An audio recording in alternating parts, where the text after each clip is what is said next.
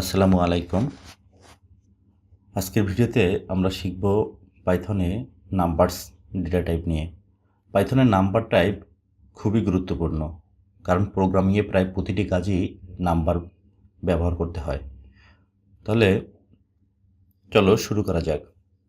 পাইথনের number types 3 ধরনের: integer বা পূর্ণ সংখ্যা, ফ্লোট বা দশমিক সংখ্যা, কমপ্লেক্স সংখ্যা।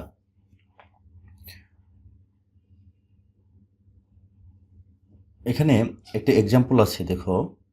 x equal to 1, y equal to 2.8 এবং z ইকুয়াল টু 1 j। তো x ইকুয়াল টু 1 যেটা, এটা হচ্ছে ইন্টিজার পূর্ণ সংখ্যা, এবং 2.8 যেটা, এটা হচ্ছে ফ্লোট দশমিক সংখ্যা, এবং কমপ্লেক্স হচ্ছে এখানে আমরা নাম্বার এবং বিভিন্ন লেটারকে একসঙ্গে যুক্ত করে আমরা ব্যবহার করতে পারি, সেটা হচ্ছে কমপ্লেক্স। তো ইন্টিজার মানে হলো যে কোনো ধনাত্মক বা ঋণাত্মক পূর্ণ সংখ্যা যার কোনো দশমিক নেই। পাইথনে ইন্টিজারের লেন্থ আনলিমিটেড হতে পারে।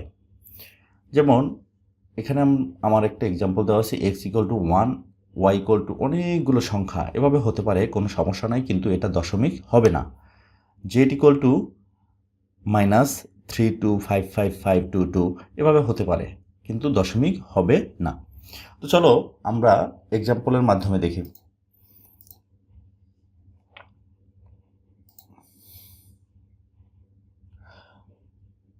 প্রথম এক্সাম্পলটা আমরা নিই। আচ্ছা, এটা নিচ্ছি আমরা, ইন্টিজারের এক্সাম্পলটা নিই। এখানে আমার তিনটা ভেরিয়েবল আছে। প্রথম ভেরিয়েবল x এর মান হচ্ছে 1, দ্বিতীয় ভেরিয়েবল y এর মান হচ্ছে অনেকগুলো পূর্ণ সংখ্যা, এবং z তৃতীয় ভেরিয়েবলের মান হচ্ছে পূর্ণ সংখ্যা বাট ঋণাত্মক মাইনাস। এখন আমি এটাকে প্রিন্ট করে এবং ফাংশন ব্যবহার করে আমরা এর টাইপটা দেখতে পারবো। চলো আমরা দেখি তাহলে। প্রথমে আমি x কি প্রিন্ট করব, প্রিন্ট x।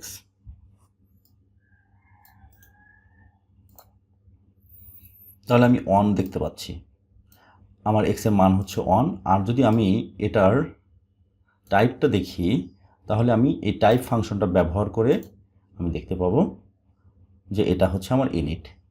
দ্বিতীয়টা যদি আমি টাইপ ফাংশনের মাধ্যমে টাইপ করে দেখি, তাহলে আমি এটা দেখতে পাবো ইনিট। আর ফ্লোট হলো দশমিক সংখ্যা, এটি ঋণাত্মক, ধনাত্মক বা ঋণাত্মক হতে পারে, দশমিক থাকতে হবে। যেটা দশমিক আছে এটাই হচ্ছে ফ্লোট।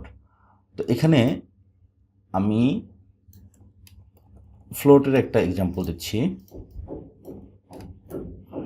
তো x equal to 1.10, y equal to 1.0, z equal to -35.59। তো আমি জাস্ট টাইপটাই দেখছি, প্রিন্ট ফাংশনের মাধ্যমে টাইপ ফাংশন ব্যবহার করে। দেখো এখানে ফ্লোট চলে আসছে। এবং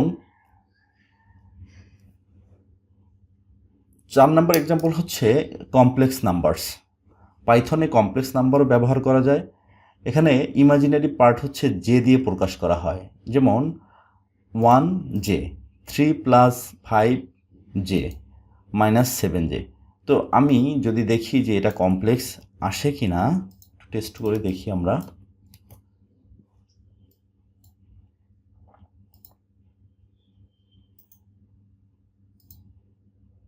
হ্যাঁ, এখানে আমাদের লেখা আসছে ক্লাসটা কমপ্লেক্স। তো এগুলো হচ্ছে অ্যাডভান্স ক্যালকুলেশনে লাগে, যেমন সায়েন্টিফিক কম্পিউটিং বা ম্যাথমেটিক্সের ক্ষেত্রে রাখে। তো আমরা আজকে শিখলাম পাইথন নাম্বারস নিয়ে, ইনিট, ফ্লোট, কমপ্লেক্স। আশা করি এখন তোমরা বুঝতে পেরেছো কোন ভেরিয়েবল কোন টাইপের ডেটা রাখবে। যদি ভিডিওটি ভালো লাগে তাহলে লাইক, কমেন্ট আর সাবস্ক্রাইব করতে ভুলবে না। পরবর্তী ভিডিওতে আমরা শিখব পাইথনে টাইপ কনভার্সন নিয়ে। ততক্ষণ পর্যন্ত সবাই ভালো থেকো। আল্লাহ হাফেজ।